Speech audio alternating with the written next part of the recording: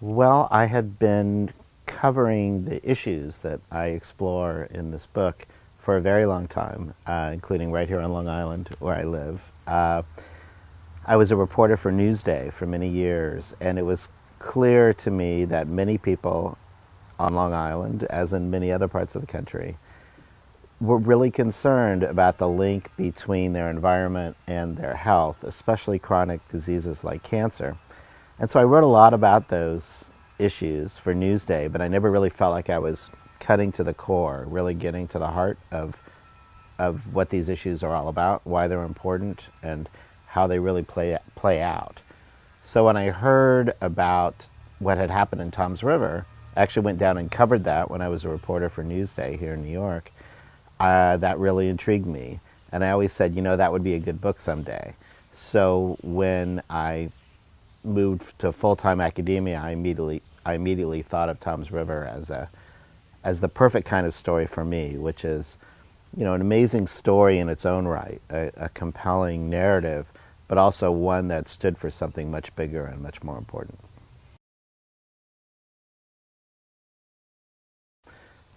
Tom's River is an ordinary town in many ways. For most of the events described in the book, it had maybe 60, 70,000 people. So it wasn't tiny, but it certainly wasn't large either. What made Tom's River different is that the chemical industry came to town, starting in 1952.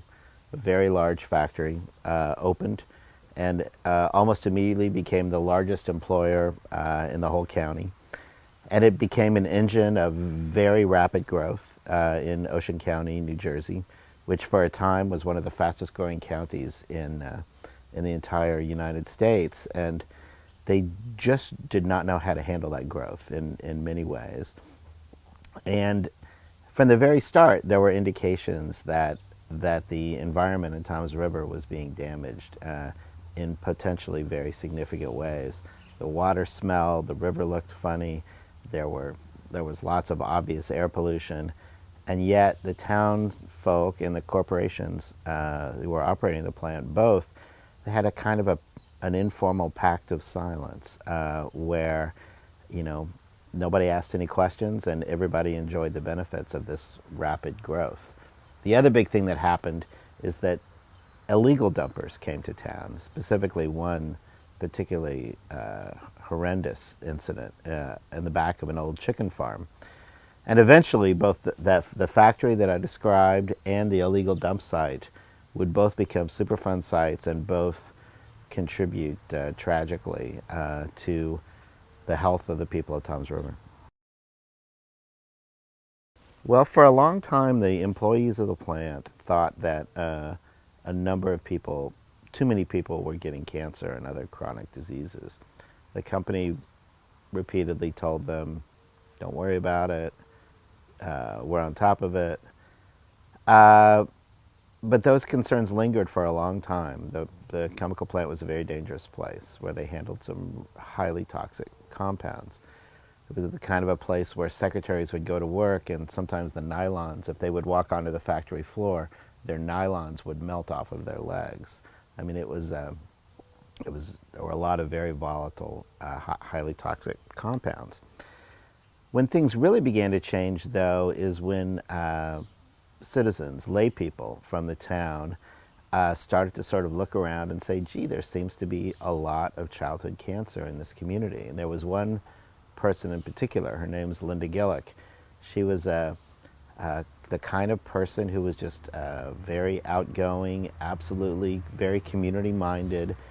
And she was also the kind of person that was not a passive person. You know, when she saw something that she didn't think was right, she got into it. You know, she asked questions.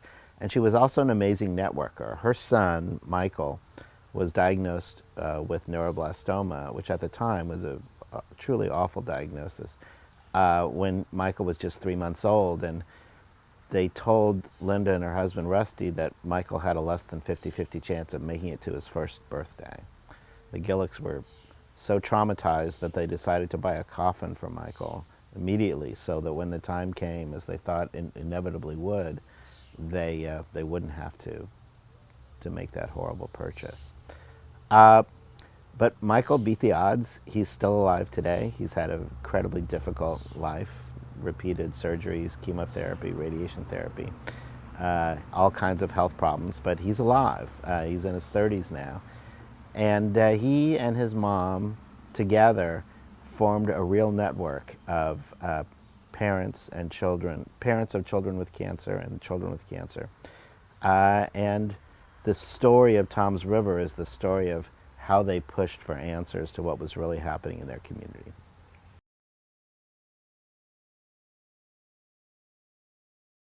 All kinds of obstacles. They were really rocking the boat.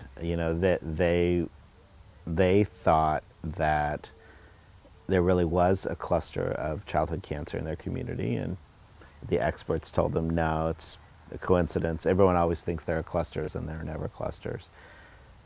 And then eventually, when the research was done to show that it was indeed a cluster, they kept pushing, and they said, well, we want to know why there's a cluster. And the experts again told them, well, sorry, you'll never be able to figure that out. But they persevered, they pushed, and eventually the science was done that confirmed that not only was there a cluster, but that cluster was statistically associated with air pollution from the plant and water pollution from a well field that was contaminated by the illegal dump site. The story of how they got there is a story of how the parents eventually got those answers, is a story of incredible perseverance. They had to overcome the skepticism of the companies, of their governments, state and local government, which for years, decades, really had downplayed the issues.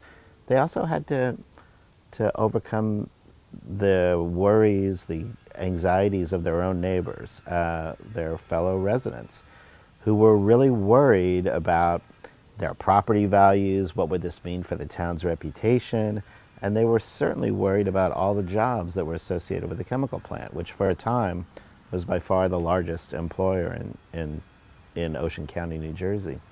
So they had to overcome a lot, and it's really quite a dramatic story of how they managed to do that.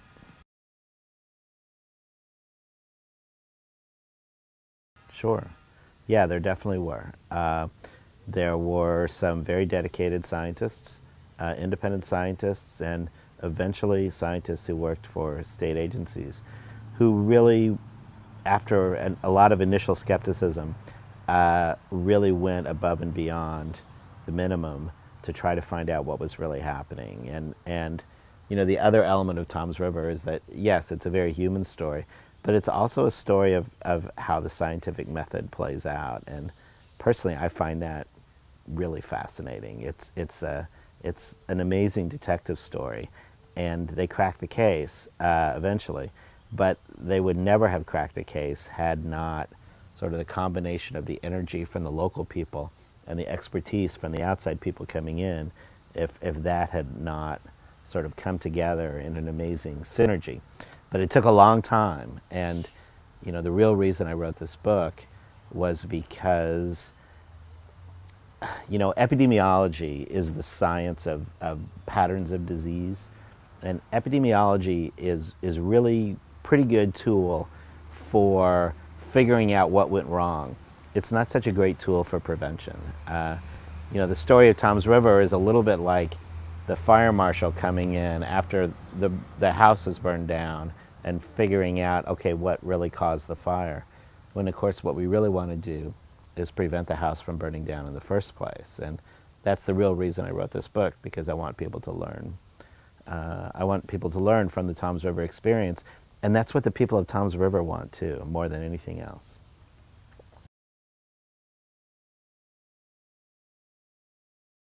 Well, Tom's River is absolutely a healthier place than it was during the time of the events that I describe in this book. The air is cleaner.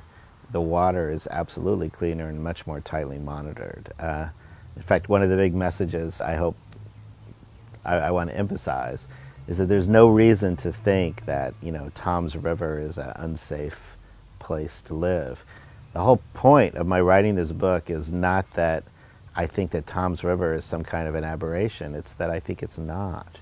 It's that this is a universal story, and while Tom's River at times may have been a more extreme case, these same issues are popping up all over the world. So I think that people of Tom's River, not everyone was excited about this book. Again, the old worries about property values and the reputation of the community. And it was also such an incredibly emotional thing for the people of Tom's River to go through that a lot of people really wanted to move on. On the other hand, many people in town recognized that what they went through, as horrible as it was, as perpetually tragic as it always will be, considering the children who died, it is also a teachable moment. It's a cautionary tale, an example that we all can learn from. And so I think that many of them now see the book as a good thing, as something that will help other people from making the same mistakes that they made. What happened in Tom's River, I think, beautifully illustrates a classic conundrum in a free society, which is the clash between short-term and long-term thinking. That capitalism is capable of generating tremendous wealth, and yes, there are incredible income disparities, but it's also, at least at times, has been a decent generator of income for the middle class. On the other hand, capitalism is really obsessed with short-term benefits. It's not good at all in figuring out how to sort of strike the balance between short-term gain and long-term sustainability. And that's why environmental issues are so incredibly difficult, because they're usually about some short-term sacrifice, reducing the immediate benefit for a long-term payout, for long-term gain. And that's really the story of what happened in Tom's River. There was too much short-term thinking, and it really took the children of Tom's River, so many of them getting sick, for residents of Tom's River to sort of wake up and say, hey, we need to stop thinking only about our property values. We need to start thinking about the health of our children and their children. And once that started happening, Tom's River became a much safer place. I think it's both a cautionary tale and it's an example of what can go wrong, but it's also an example of what can go right when citizens step up to the obligations of democracy and become fully engaged. There are different ways of being engaged. We know this. Personally, I like it when residents they not only show up in a meeting and speak out, but they also take the time to educate themselves about the complexities of the issues, which are often not as black and white as we initially think that they are. One thing's for sure, and that is that when the people of Tom's River became fully engaged in what was happening in their community, things got better. And so that is a wonderful lesson for all of us.